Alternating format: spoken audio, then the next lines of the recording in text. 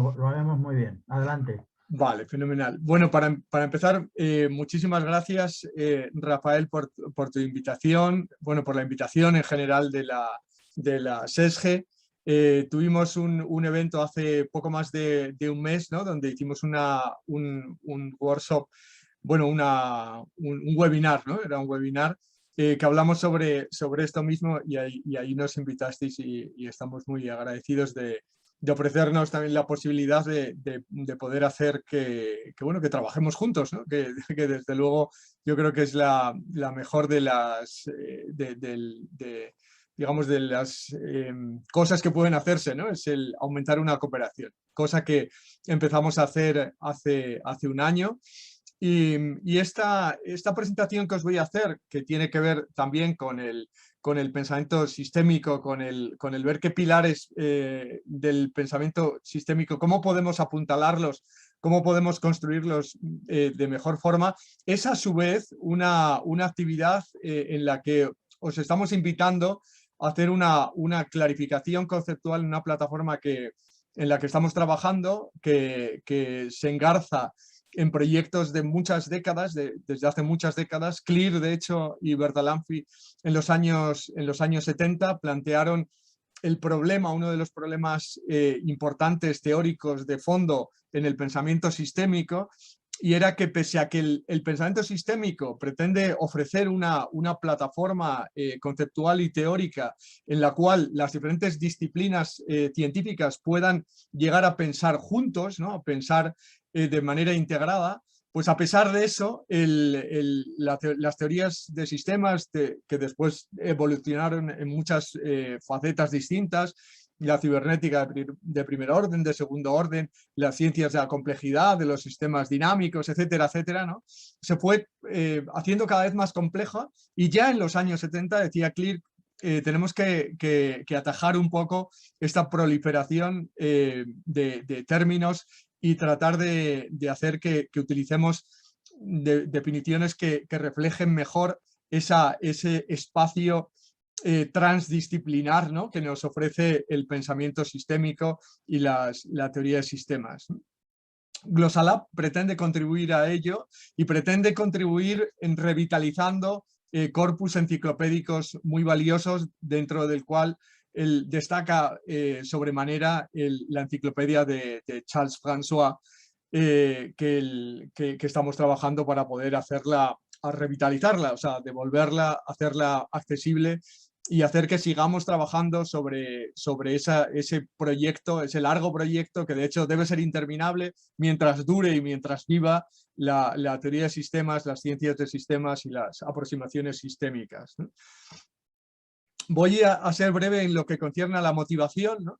En lo que respecta a la organización del conocimiento, pues desde la antigüedad el propio Aristóteles sienta como las bases de la organización del conocimiento basado en el paradigma del árbol, ¿no?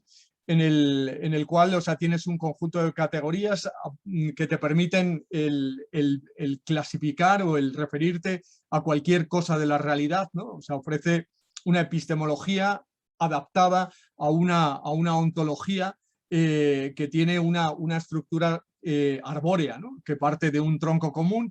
Empezamos a preguntarnos si se trata de algo material o inmaterial, luego preguntamos si es animado o no es animado, y podemos así evolucionar y recorrer todo el árbol, ¿no? Este árbol ha estado presente en las ciencias por activa y por pasiva. El positivismo ha utilizado ello masivamente. La enciclopedia de Diderot y de Lambert, que es lo que está representado en la izquierda, cuando abrís la enciclopedia de Diderot y de Lambert, os encontráis una hoja que cuando la desplegáis os encontráis un árbol y es el índice de la enciclopedia, en cierto modo a modo de proyecto de lo que pretendían ser los diferentes volúmenes, ¿no? En el libro de Darwin, de la evolución de las especies, ¿no? Haeckel nos ofrece una representación en la que el árbol de la vida, que el mismo Aristóteles empezó a trabajar en él, pues adquiere una realidad nueva. Ya no solo es epistemología, sino que las ramificaciones corresponden a una parte de la historia natural de la evolución de las especies, ¿no? En definitiva, el árbol, o sea, se ve como un elemento articulador.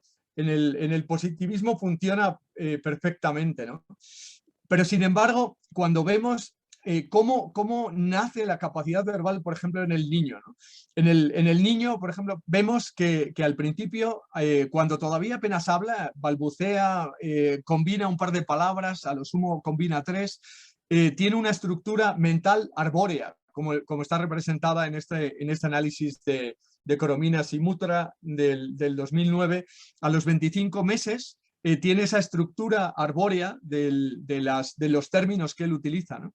Sin embargo, a los 26 meses empieza a conformarse una red distinta, ya deja de ser arbórea, y a los 28 meses da un salto espectacular. En muy poquito tiempo el salto es espectacular, sobre todo desde la perspectiva de que en este momento ya es capaz de conformar frases todo lo largas que se quieran, en un lapso de tiempo realmente breve, y la red conceptual deja de ser absolutamente arbórea y es una red muy densa. Y es la red que nos permite pensar, ¿no? Se ha observado que cuando eliminamos algunos de los elementos que el positivismo, algunas perspectivas positivistas trataban de eliminar en la vertebración de las ciencias, de eliminar polisemias, eliminar elementos metafóricos, etcétera, etcétera, pues se ve que cuando eliminamos eso se estropea la eficiencia de nuestra capacidad de pensamiento para articular nuestras proposiciones. En este caso son lingüísticas, pero se ve que también en la ciencia pues juega un papel, ¿no? Lo que tenemos representado en la parte de la izquierda es una representación de la clasificación universal decimal de Otlet y Lafontaine, que ofrecen una clasificación de todo el conocimiento, ¿no? Sin embargo, es muy interesante que inclusive en la propia discusión, en las propias discusiones de las personas que estaban realizando esta clasificación universal, esta especie de biblioteca universal para poder reunir todo el conocimiento, desde una perspectiva bastante holística, ¿eh? En realidad era muy interesante, era una prefiguración también de la World Wide Web. Pues cuando se ve cómo era la estructura de relación entre las diferentes personas y las diferentes disciplinas, vemos una red como la que tenemos en la derecha. Es decir, la creación del conocimiento nunca tiene esa forma arbórea, sino que tiene mucho más esa estructura de red, ¿eh? El problema de la articulación mediante el árbol es que dónde colocamos el origen, ¿no? Cuando tenemos diferentes puntos de vista, el problema está en dónde empezamos a preguntar dónde colocamos el árbol y finalmente pues perdemos conexiones que son conexiones muy relevantes, ¿no? La ciencia de sistemas y el pensamiento sistémico precisamente descubrió que en esas relaciones a veces de elementos que están lejanos está la clave para la emergencia de los nuevos sistemas, para la emergencia de unas nuevas funcionalidades a las cuales debemos estar atentos, ¿no? Bien, pues desde esa perspectiva y utilizando, no voy a pararme aquí, pero es por dar unas pinceladas de lo que luego cuento rápido. Las teorías científicas las podemos representar utilizando la teoría de redes. La teoría de redes es una de las muchas disciplinas dentro de las disciplinas de la complejidad o de las ciencias sistémicas, ¿no? Que nos permite abordar la dinámica de sistemas que son bastante complejos, sistemas reales complejos, ¿no? Reducirlos a veces a sus expresiones mínimas de relación y nos permiten, por ejemplo, visualizar la emergencia de nuevos sistemas. El interés vamos, desde el punto de vista de los sistemas de conocimiento es que podemos utilizar, como en la figura A, la red para podernos aproximar a cómo funcionan, cómo se articulan las teorías y el conocimiento científico a partir de la articulación de los conceptos mediante las relaciones que establecemos lingüísticamente con los conceptos. Podemos conformar todas las proposiciones de una ciencia. Podemos construir las definiciones, los axiomas, los diferentes teoremas, ¿no? Inclusive algunas otras proposiciones factuales, ¿no? Que no tienen por qué tener una verdad necesaria, ¿no? Y nuestras teorías y en el trabajo científico lo que verificamos es si se tratan o no de verdades, ¿no? Pero también nos podemos representar la interacción de los científicos, de los agentes de conocimiento, que a su vez cada uno de ellos tiene en su cabecita las redes conceptuales que nos permiten representar las diferentes teorías, los diferentes conceptos, ¿no? Cuando existe una comunicación tiene que haber una buena comprensión de cuál es esa red conceptual, porque de otra manera, o sea, no se puede entender lo que están diciendo unos u otros, ¿no? Lo que está representado aquí simbólicamente con el Q es la cualificación y el K es el conocimiento. O sea, si tenemos un conocimiento podemos representar bien el cómo evoluciona, cómo cambia el conocimiento cualificado porque es cualificado por parte de los científicos, ¿no? Cuando es una red disciplinar ocurre que en efecto todas las cabecitas, ¿no? Tienen más o menos el mismo pensamiento, pero ¿qué es lo que ocurre cuando lo que tenemos es una red interdisciplinar en el que cada uno de estos agentes no tienen exactamente lo mismo? Bien, pues este es un problema al que pretendemos atajar y que de hecho la ciencia de sistemas pretende ofrecer una solución, que es la de vamos a tener un marco teórico común de conceptos suficientemente abstractos que nos permitan referir a toda la realidad con independencia de cuál sea su naturaleza. Pero aún así, claro, el problema que tenemos es que tenemos que haber construido esas buenas bases, esa buena plataforma de conocimiento transdisciplinar, que todos estemos de acuerdo, que todos podamos entendernos, y de esto versa el proyecto Glosalab.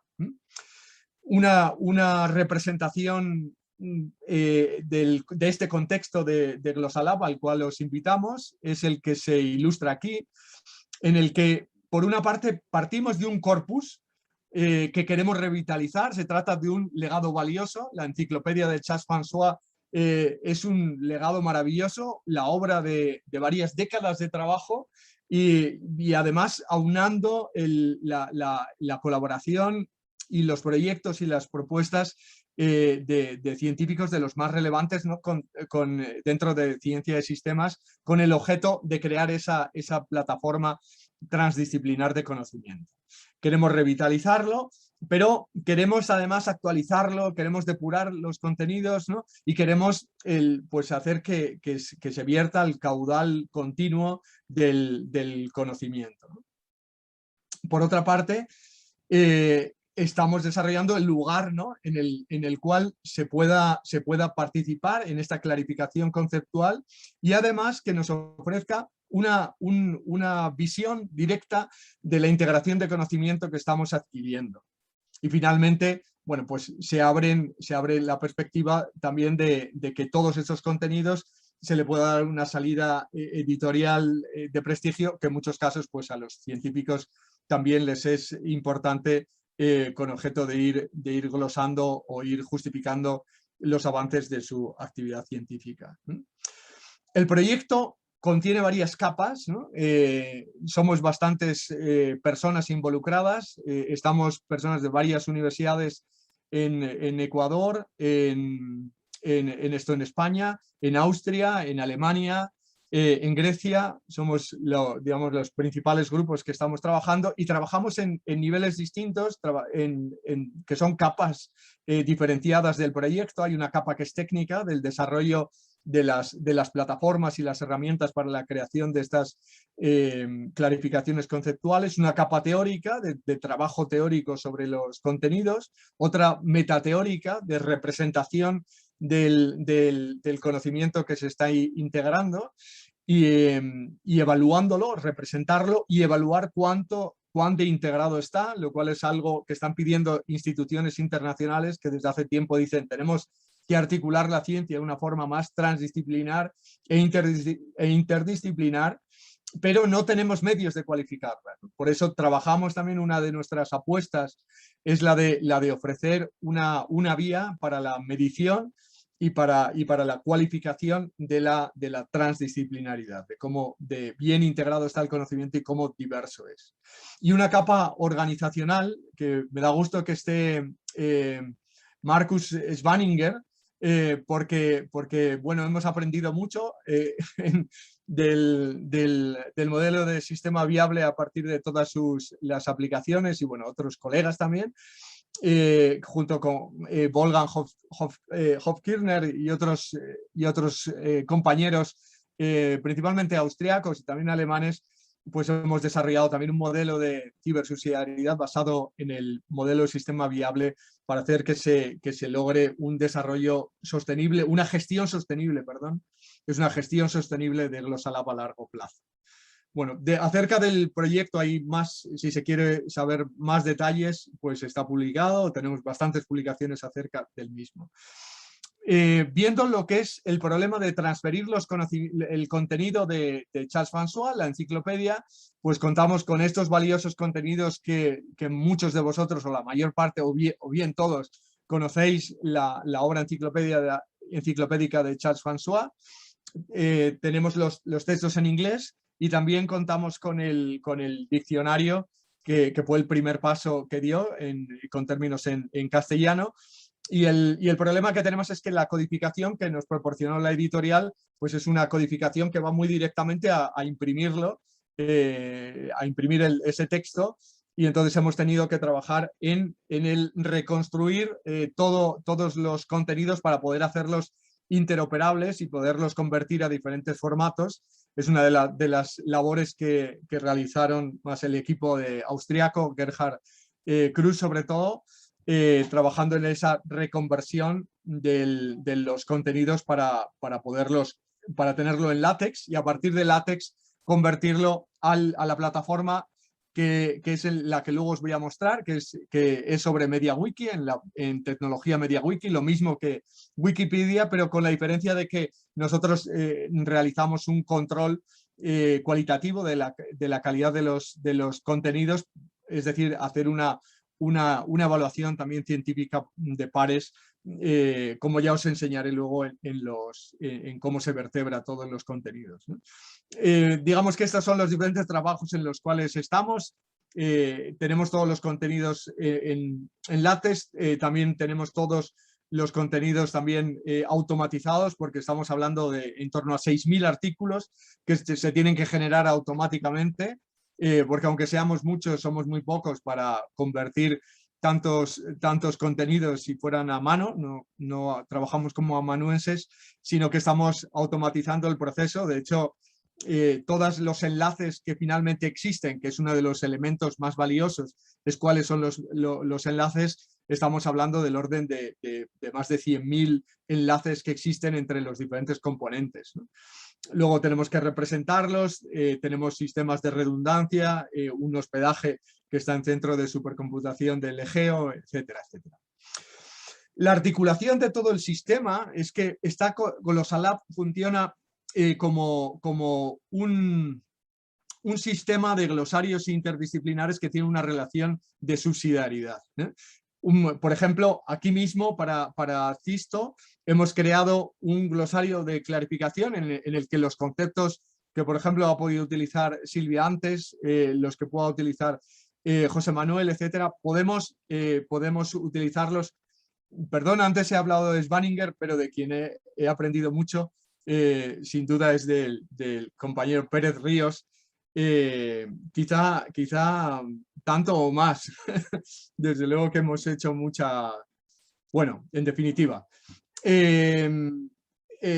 los conceptos que estemos utilizando en Cisto los podemos clarificar aquí, así como en otros proyectos de ámbito relativamente limitado. Podemos estar haciendo clarificaciones conceptuales dentro del marco de esos contextos específicos, y en el caso de que se vuelvan suficientemente generales, pues pueden evolucionar a participar en otras de las colecciones que tenemos. Por ejemplo, en la International Encyclopedia of Systems and Cybernetics, o en Glossarium Vitri, o en Principia Cibernética. Y en la cúspide, digamos, de la abstracción, tendríamos todos los contenidos de Charles François que estarían integrados en una enciclopedia, que es la que tendría, digamos, el marchamo más alto de calidad, pero que además también tiene que ser una generalidad lo suficientemente grande como también para referirse para todo ese marco transdisciplinar en el cual queremos trabajar. En el nivel más bajo, sin embargo, lo que tenemos son propuestas de artículos o propuestas de contribuciones que no son visibles en un principio, ¿no? Contenidos que se están discutiendo. La plataforma, ¿cómo andamos de tiempo? Que no... Yo voy corriendo pensando que tengo muy poco tiempo y no soy consciente del tiempo que tenemos. He perdido la hora. ¿Me podéis guiar? Rafael, ¿cuánto tiempo me queda? Te quedan 7 minutos. Pero para el total, no sé si el Giovanni tiene algo que decir, hay que incluirlo dentro de esos 7. Vale. Voy a mostraros otra pantalla, que es justamente la pantalla del... Esta es el espacio que existe, que hemos creado, ¿no? para hacer clarificación conceptual dentro del contexto de Cisto. Voy a copiaros la dirección para que la tengáis. Lo voy a pasar por el chat.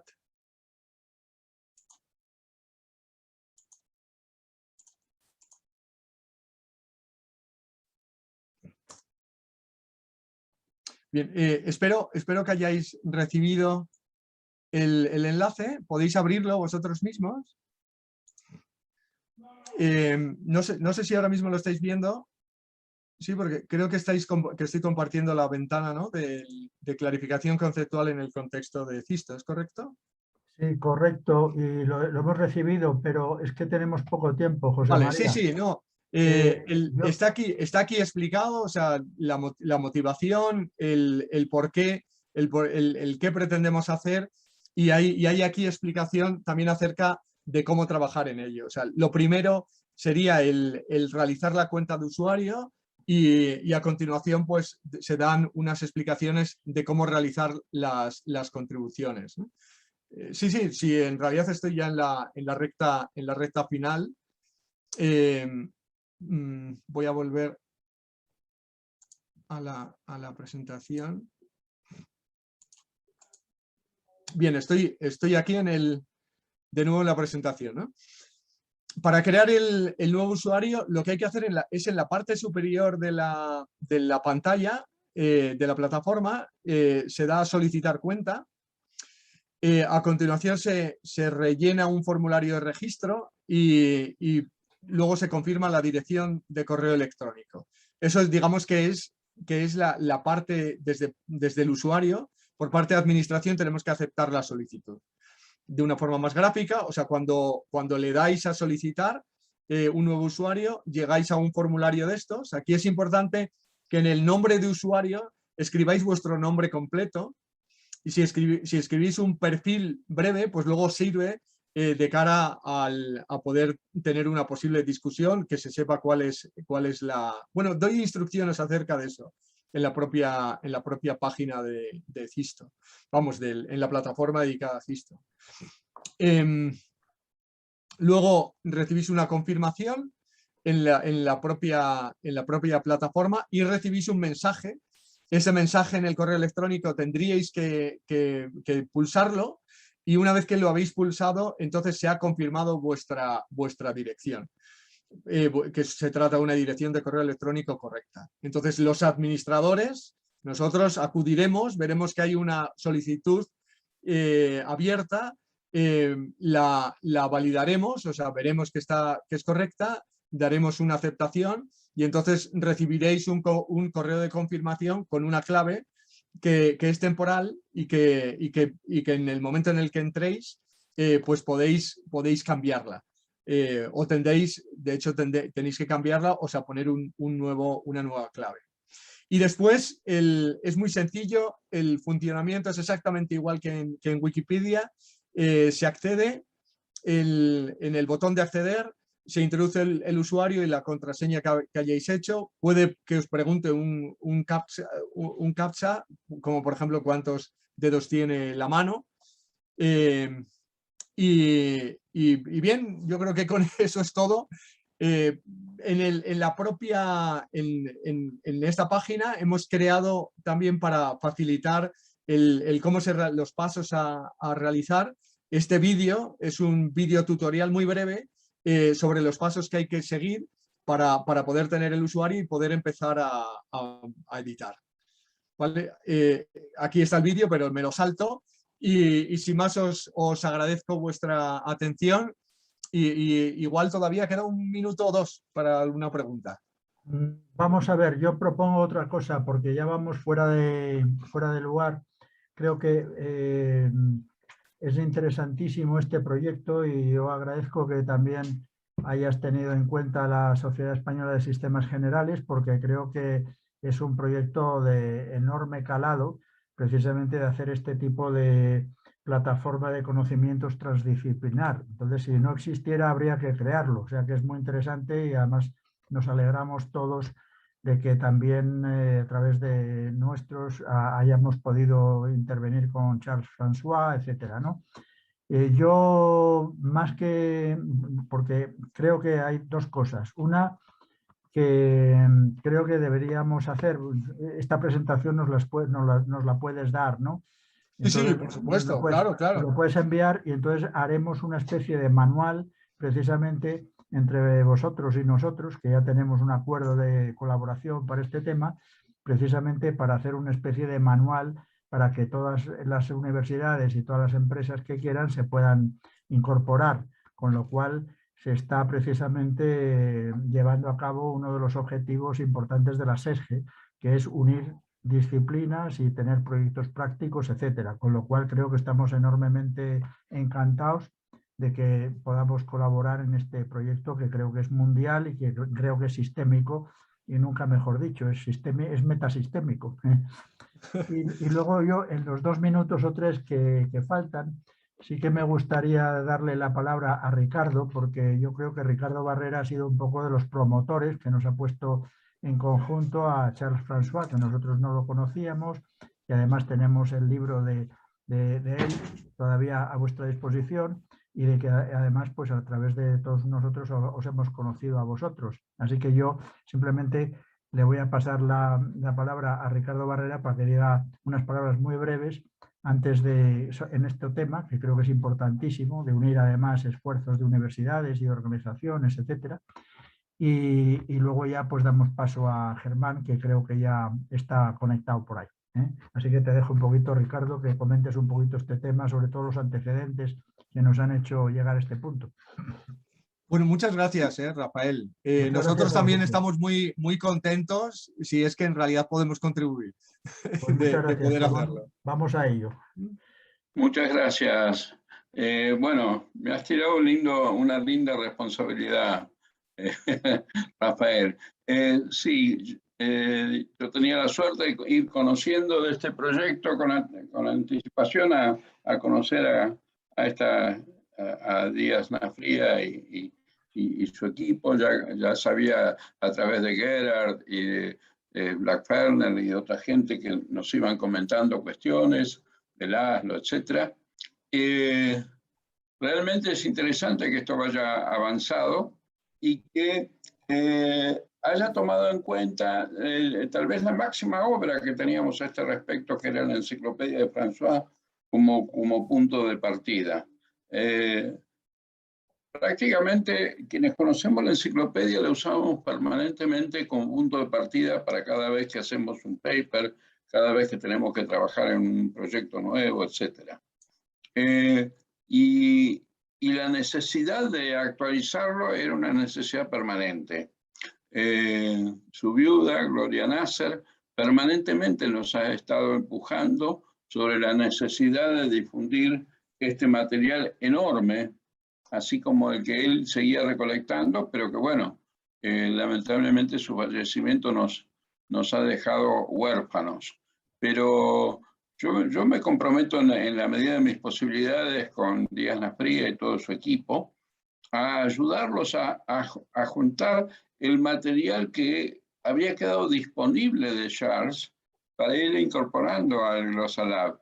Y por otro lado, evidentemente, con SEGE habrá un compromiso muy fuerte de difusión para el uso de estas nuevas herramientas, en el cual tanto esfuerzo y tanta creatividad han volcado ustedes. Así que creo que con eso estaría cumplido lo que me pide Rafael y quedamos a disposición de todos los presentes y de los no presentes que después vean esta grabación para contribuir en ese sentido. Gracias. Pues muchas gracias a ti, Ricardo, y encantados de que creo que esto puede ser el principio de una gran amistad